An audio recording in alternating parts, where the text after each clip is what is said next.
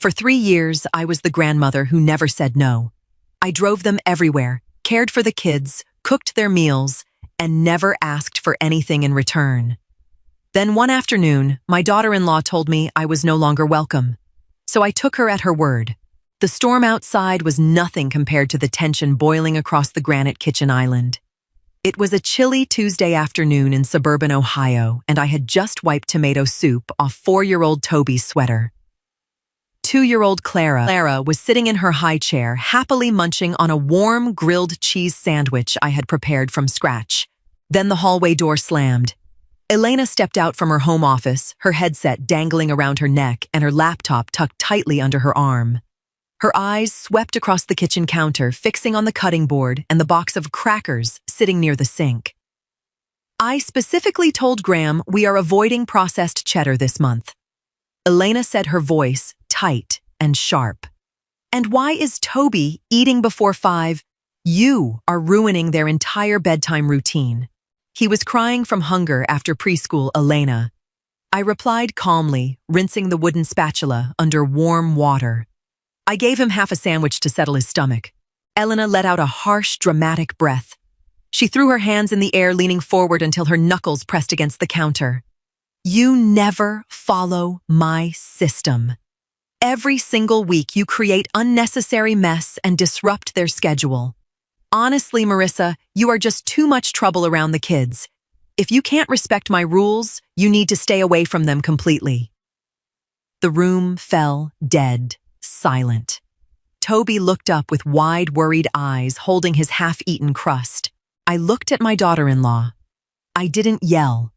I didn't argue or defend the 3 years of unpaid childcare I had poured into this household. Instead, I carefully hung the cotton dish towel on the oven handle, picked up my purse from the entryway bench, and zipped my coat.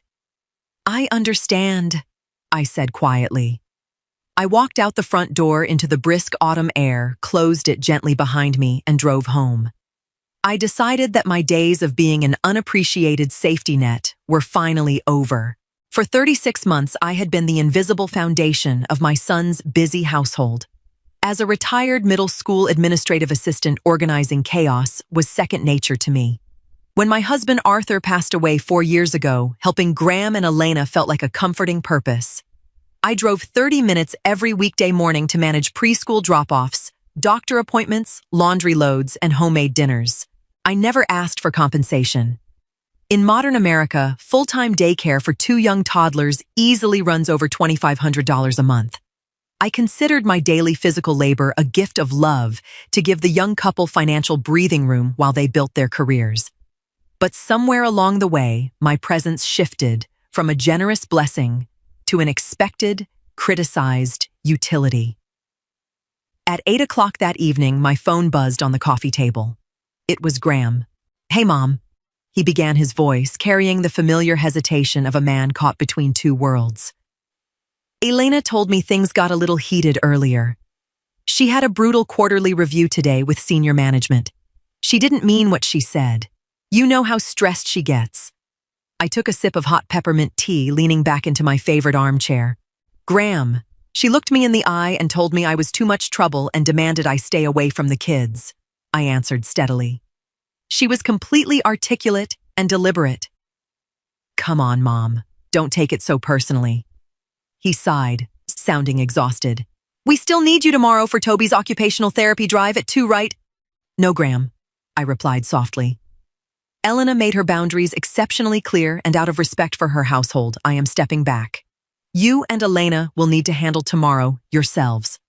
Before he could offer another dismissive excuse, I wished him a good night, hung up the receiver, and set my phone on silent. For the first time in 3 long years, my tomorrow belonged entirely and unconditionally to me. Wednesday morning arrived with an unfamiliar quiet. For years, my alarm had buzzed at 6 sharp so I could navigate highway traffic, unlock my son's back door, and start packing toddler lunchboxes. Instead, I woke up naturally at 7:30, brewed a fresh pot of hazelnut coffee, and sat on my sunlit patio, watching goldfinches peck at the feeder. By 10, I walked into the local community recreation center. I purchased an annual membership, signed up for water aerobics on Tuesday and Thursday mornings, and registered as a volunteer docent at the Municipal Botanical Conservatory. For years, I had put my own interests on indefinite hold because someone else needed a ride, a diaper change, or a batch of clean laundry. Meanwhile, across town, my absence was already registering, though Elena refused to admit it. From what my neighbor friend Evelyn told me after spotting Graham at the grocery store, Elena assumed I was merely throwing a passive-aggressive tantrum. In Elena's mind, grandparents were supposed to pout for 48 hours and then return with arms full of groceries and apologies. She believed she held all the leverage because she controlled access to my grandchildren. She had miscalculated my resolve entirely. I was not angry, nor was I plotting some grand, dramatic vengeance. I was simply honoring her spoken request to stay away. At 2:15 that afternoon, my phone lit up with 3 missed calls from Graham. Toby's therapy appointment was at 2:30 across town, and Elena had an emergency client conference while Graham was stuck on a client Zoom call. I didn't answer during my orientation tour of the tropical greenhouse. When I finally checked my voicemail at 4, Graham's voice sounded flustered and rushed. "Mom, we had to cancel Toby's session and pay a late fee. Where are you?" I deleted the message and continued potting orchids under the warm glass ceiling. They had loudly demanded complete independence, and I was giving them the exact space they had asked for. By the second week of my absence, the delicate machinery of their suburban household began grinding its gears. Modern, dual-income life in America leaves razor-thin margins for error. When you strip away 30 hours of free labor every week, the true cost of everyday survival quickly surfaces. Elena attempted to hire an on-demand babysitter through a mobile app. The service charged $30 an hour, required a 4-hour minimum, and charged surge pricing for last-minute bookings. The college student they hired arrived late on Monday, forgot to lock the front storm door, and fed 2-year-old Clara non-organic snack bars that sent Elena into another spiral. On Thursday morning, Toby developed a sudden fever of 101 degrees at preschool. According to the school handbook, sick children had to be picked up within 30 minutes. In previous months, the school would call my cell phone directly. I would pack a thermos of chicken broth, arrive in 12 minutes, and spend the afternoon rocking Toby on the living room recliner while his parents worked undisturbed. Not this time.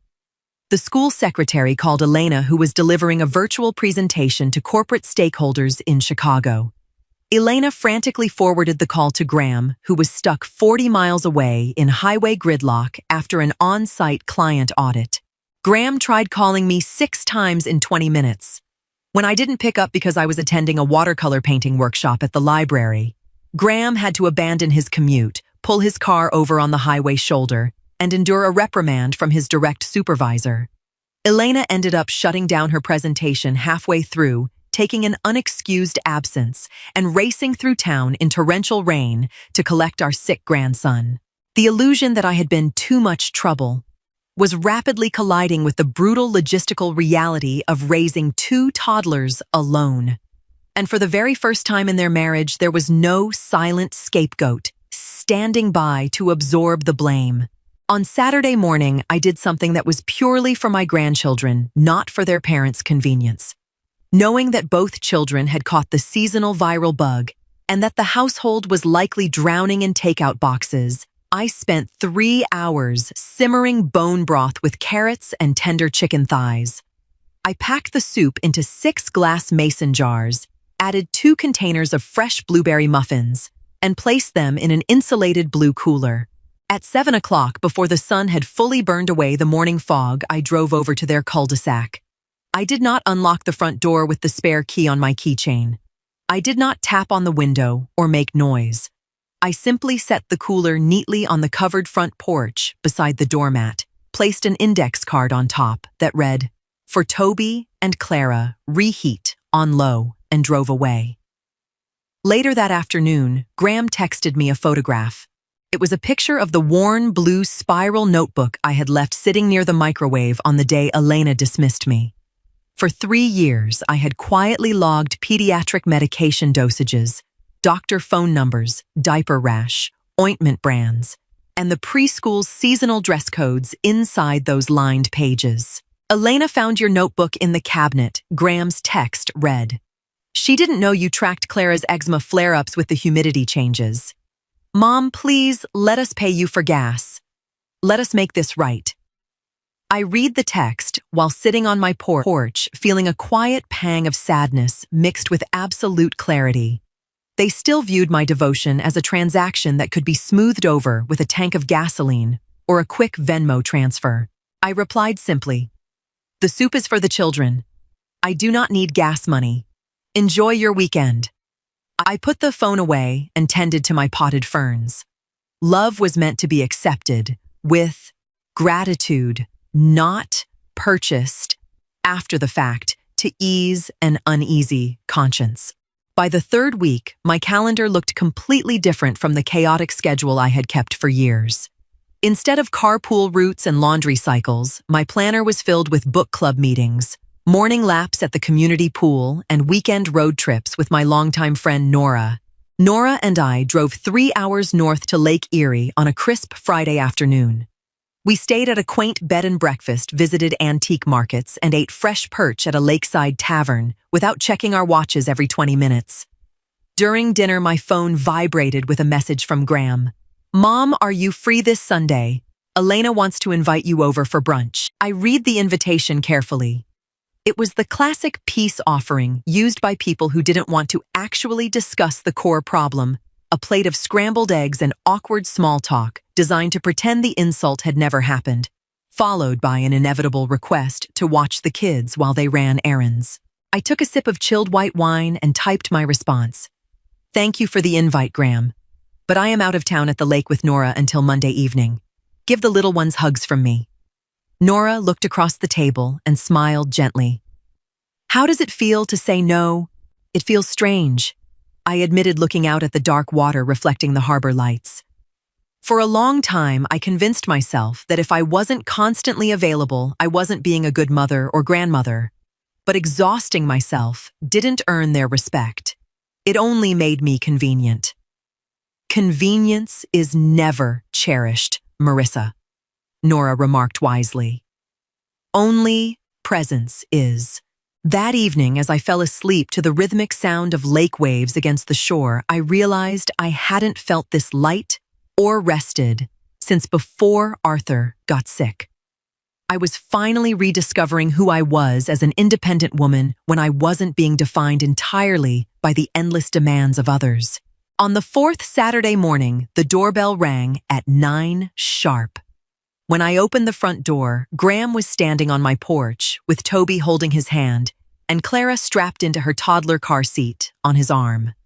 Diaper bags and colorful backpacks were slung haphazardly over both of his shoulders. He looked utterly exhausted. Dark purple circles shadowed his eyes. His polo shirt was wrinkled and his hair stood up uncombed. "Hey, Mom," Graham said, attempting a tired smile as he moved forward to step inside. Elena has a major client audit all morning, and I have to finalize the quarterly regional expense report by 1 o'clock. We figured the kids could hang out with Grandma for a few hours."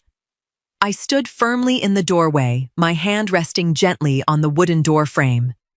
"Graham, you didn't call before driving over," I said evenly. "I know, but you're always home on Saturday mornings." He stammered, looking bewildered. "And I know how much you miss the kids." Behind me in the dining room, the kettle whistled and laughter drifted from the living room. 5 women from the Botanical Conservatory Volunteer Committee were sitting around my dining table with gardening books, coffee mugs, and fresh blueberry scones, planning the annual spring plant sale. Graham looked past my shoulder, his expression freezing as he registered the full house. "I am hosting the Botanical Committee workshop until 1 o'clock, and then Nora and I are attending a matinee theater performance downtown," I explained calmly.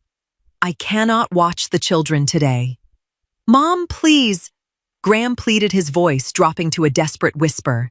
"Elena and I haven't slept properly in 3 weeks. We're at each other's throats. The house is a disaster." "I understand you are having a difficult time, Graham," I replied softly. But you cannot drop responsibilities at my door without asking. He stood there on the porch, holding the heavy car seat, finally realizing that my time was no longer his. The breaking point occurred on the following Friday night at 10:30. I was sitting in bed with reading glasses on finishing the final chapter of a historical novel when my phone rang on the nightstand. The caller ID showed Graham's name. I answered and pressed the phone to my ear. "Hello, Graham." There was no defensive opening line this time. No excuses about traffic, busy work weeks, or misunderstood intentions. The only sound coming through the speaker was the ragged choking sound of my 34-year-old son crying. "Mom!" Graham choked out his voice, cracking into breathless sobs. "Mom, I'm so sorry. I am so sorry." I sat up against my pillows, keeping my voice gentle but steady. "Take a breath, Graham. Tell me what happened." Everything fell apart. He wept, sounding like the scared little boy who used to scrape his knees on the elementary playground. Elena had an important overseas client meeting at 6. Clara knocked over a whole pitcher of juice onto Elena's work laptop, and Toby had a complete screaming meltdown because dinner wasn't ready. Elena sat on the kitchen floor and just started sobbing uncontrollably. He paused, catching his breath between heavy shudders. She admitted she's been terrified of failing at work and failing as a mother, Graham whispered. She took all her panic and inadequacy out on you because you made everything look easy. And I was a coward, Mom. I let her treat you like hired help because it made my life comfortable. We treated your love like a free service, and we took you for granted. Hearing my son articulate the truth without deflection was the first genuine progress in 3 years. "Thank you for saying that, Graham," I answered softly into the dark room. "That means a great deal to me. Can we please talk to you, Mom, face to face?" He begged.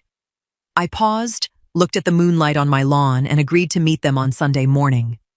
We met on Sunday morning at a quiet booth in a local family diner on Route 18.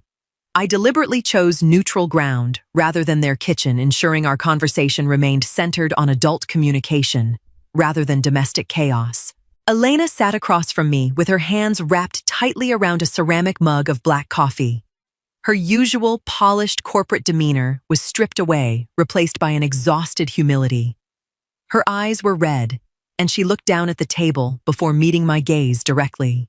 "Marissa, I owe you a sincere apology," Elena said, her voice trembling slightly but firm in its ownership.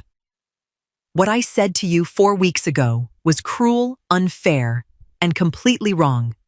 The truth is, I was drowning under the pressure of my job and my own impossible standards of perfection. Watching you care for my children with such patience made me feel insecure about my own mothering, and I attacked you to protect my pride. I listened attentively without interrupting. An apology without excuses is rare, and I respected her honesty." "Thank you, Elena," I replied, keeping my hands resting on the table. "I appreciate you saying that, but we need to establish a very clear understanding moving forward." Both Graham and Elena nodded quietly, waiting. "I love Toby and Clara with all my heart," I continued, "and I love both of you. But I am not your nanny, I am not your housekeeper, and I am not an emergency safety net to absorb poor planning. My days of working 30 hours a week as unpaid domestic labor are over." "We understand, Mom," Graham said quickly. "We don't expect that anymore. Here is what I will offer," I stated calmly. "I will take the kids every Wednesday afternoon from 2 until 5 to go to the park or library, and we will do a family dinner once a month." They agreed without hesitation, finally understanding that true family love requires clear and healthy structure. 6 months have passed since that morning at the diner, and the rhythm of our family has transformed into something sustainable and genuine. Graham and Elena had to make difficult practical adjustments to make their household function independently. They enrolled Toby in an extended after-school enrichment program, hired a local cleaning service twice a month, and reorganized their telecommuting schedules, so Graham took Friday afternoons while Elena managed Monday mornings. They had to cut back on expensive vacation splurges to afford professional support, but the daily tension in their marriage significantly decreased. As for me, Wednesday afternoons have become the highlight of my week. Yesterday at 2 o'clock, I pulled my sedan into their driveway. Toby came running down the hallway with his shoes on, holding a colorful crayon drawing of a green dinosaur, while little Clara clutched her teddy bear, shouting my name with pure joy.